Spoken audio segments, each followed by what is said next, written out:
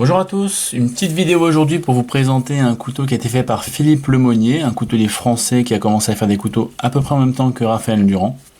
Donc là on est sur du cran forcé avec une lame de 8 cm pour un total de 18,5 cm. Donc c'est pas un couteau très long, mais il paraît beaucoup plus grand qu'il n'est en réalité. C'est notamment dû au fait qu'il est vraiment large au niveau du manche.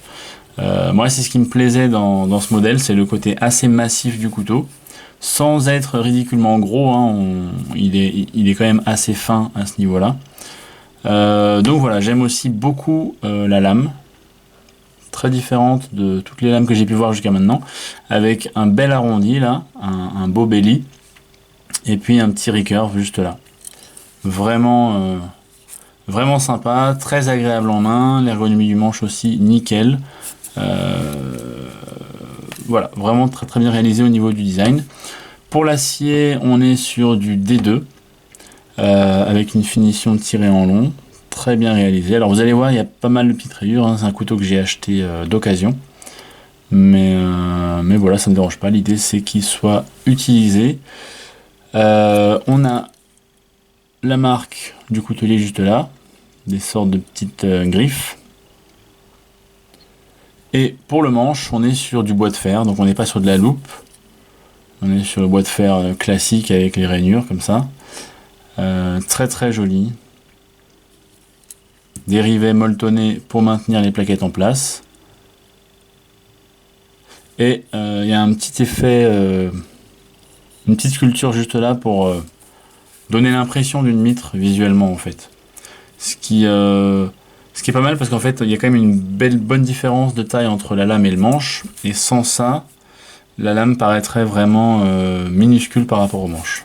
Donc c'est très bien réalisé visuellement. On a trois petites rainures de chaque côté. Donc voilà, au niveau du dos c'est super bien fini, très propre, on voit quasiment pas les jonctions lame ressort platine. Pareil, finition satinée. C'est vraiment superbement réalisé. Et on a une petite bélière là, que je trouve cool. Perso, je mettrais jamais rien. Je mettrais pas de dragon par exemple. Mais j'aime bien. J'aime bien. Petit détail supplémentaire. Alors encore une fois, hein, il y a des petits.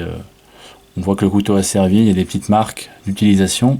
Mais encore une fois, ça ne me dérange pas. Et à l'intérieur, on va avoir la date de fabrication.